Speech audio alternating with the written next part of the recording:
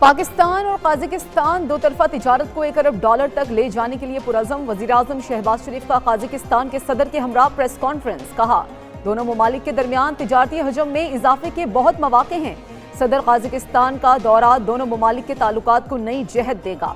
مفاہمتی یادداشتوں اور معاہدوں کو عملی شکل دینے کے لیے پرعزم ہیں۔ مشترکہ کوششوں سے اقتصادی اور تجارتی تعاون کے اہداف حاصل کریں گے۔ غزہ میں امن کی بحالی کے لیے بورڈ آف پیس اہم فورم ہے۔ دعا ہے غزہ میں مستقل امن ہو اور خوشحالی آئے۔ وزیراعظم شہباز شریف کا قازقستان کے صدر کو نشان پاکستان دینے کا اعلان۔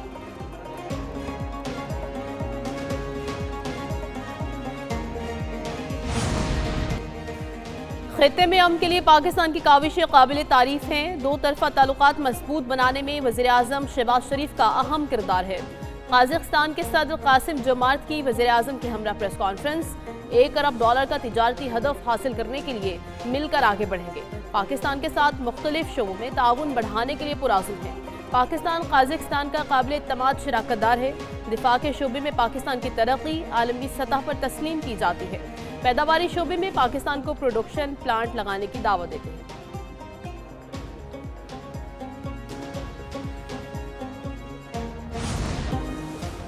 پاکستان اور قازقستان کے درمیان 37 معاہدوں پر دستخط۔ وزیراعظم اور صدر قازقستان نے مشترکہ اعلامیے پر دستخط کی۔ اقوام متحدہ کے امن دستوں کے حوالے سے مفاہمتی یادداشت، دونوں ممالک کے درمیان قیدیوں کے تبادلے سے متعلق معاہدہ، میری ٹائم ٹرانزٹ ٹریڈ اور لاجسٹکس کے شعبوں میں تعاون کے معاہدے، صحت، اعلیٰ تعلیم، ثقافت اور موسمیاتی تبدیلی کے حوالے سے معاہدہ کیا گیا۔ قازقستان کے صدر کی وزیراعظم ہاؤس آمد۔ وزیراعظم شہباز شریف نے معزز مہمان کا استقبال کیا۔ قازقستان کے صدر کو گارڈ آف آنر پیش کیا گیا۔ تقریب میں دونوں ممالک کے قومی ترانے بجائے گئے۔ وزیراعظم نے صدر قازقستان سے کابینہ اراکین کا تعارف کروایا۔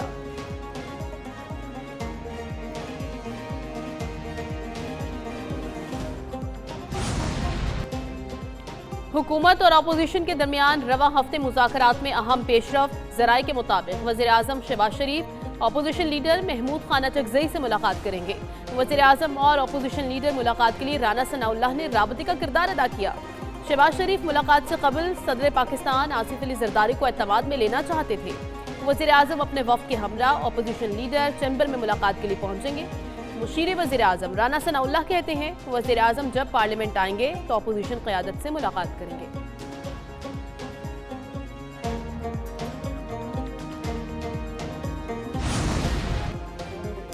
وزیراعظم شہباز شریف کی زیر صدارت وفاقی کابینہ کا اجلاس آج طلب۔ وزیراعظم عالمی ایشوز پر کابینہ کو اعتماد میں لیں گے۔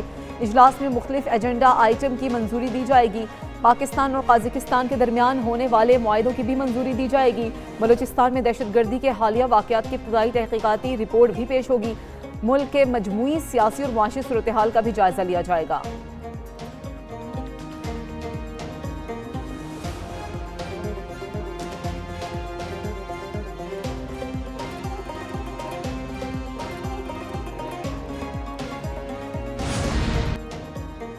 صدر مسلم لیگ نون نواز شریف اور مریم نواز کی ایران کے سفیر ڈاکٹر رضا میری مقدم سے ملاقات۔ دو طرفہ تعلقات، تجارت، توانائی اور علاقائی صورتحال پر بات چیت۔ نواز شریف اور مریم نواز کا پاک ایران تعلقات کو مزید مضبوط بنانے کا عزم۔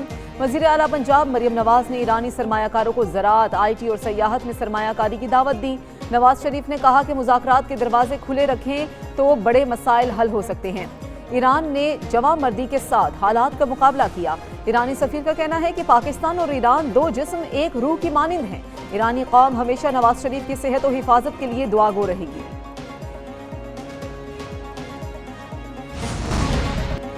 ترک صدر رجب طیب اردوان کی سعودی ولی عہد محمد بن سلمان سے ملاقات۔ سعودی عرب اور ترکیہ کے درمیان دو طرفہ تعلقات پر تفصیلی تبادلہ خیال۔ ترک صدر رجب طیب اردوان نے کہا شام کی تعمیر نو کے لیے سعودی عرب کے ساتھ تعاون کریں گے۔ شام میں استحکام کے لیے ترکیہ کی حمایت جاری رہے گی۔ ترکیہ سعودی عرب کے ساتھ اقتصادی تعاون کو نئی بلندیوں تک لے جانا چاہتا ہے۔ سعودی عرب اور ترکیہ کا خطے میں استحکام کے لیے مشترکہ کردار پر اتفاق۔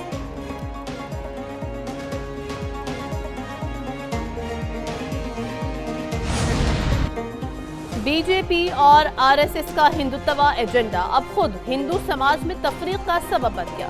اقلیت مخالف سیاست کرنے والی بی جے پی اور آر ایس ایس اندرونی کشمکش کا شکار۔ دی ڈپلومیٹ کے مطابق بی جے پی اور آر ایس ایس کو نظریاتی انتشار کا سامنا ہے۔ यूनिवर्सिटी ग्रांट्स कमीशन के नए कवानीन से जात पात पर बहस दोबारा शुरू हो गई। बैरूनी गिरोहों के खिलाफ नफरत अब हिंदू समाज के अंदर फैलने लगी। आरएसएस के नजरियाती पॉलिसी खुद उसके हामियों के लिए मसला बन गई। माहिरीन के मुताबिक हिंदुत्वा नजरिया अब अक़लियतों के बाद हिंदुओं को भी तकसीम कर रहा है। सिंध में कानून साजी की निगरानी और पार्लिमानी शफाफियत बढ़ाने के इक़दाम किए गए। सिंध सैलाब, खुश्कसाली और माहौलियाती ज़वाल से शदीद मुतासर खिता है। सीनियर सूबाई वजीर शर्जील मेमन का तकरीब से खिताब, बोले एतमाद जमहूरियत की बुनियाद है जो शफाफियत और जवाबदेही से फ़रोग़ पाता है। दुनिया फैसला कुन आलमी तब्दीलियों से गुजर रही है। पार्लिमान मुकालमे और इत्तफ़ाक़ी राय का मराकज़ होना चाहिए। कानून साजी में माहौलियाती मुज़ाहमत को इंसाफ और इंसानी हुकूक से जोड़ा जा रहा है।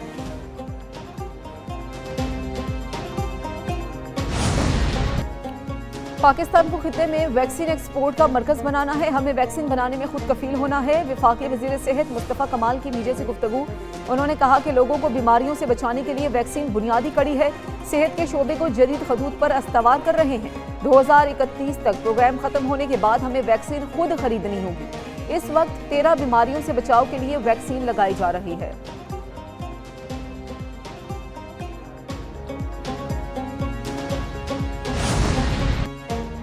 वर्ल्ड बैंक के सदर अजय बंगा 10 रुकनी वफ्द के साथ लाड़काना पहुंच गए। वज़ीर आला सिंध मुराद अली शाह ने मोहनजोदड़ो एयरपोर्ट पर अजय बंगा का इस्तकबाल किया।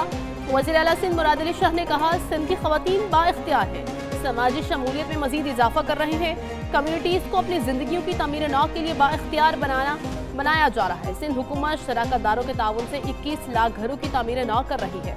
वर्ल्ड बैंक के सदर अजय बंगा और वज़ीर आला सिंध ने सिख फैमिली के साथ फोटो बनवाया।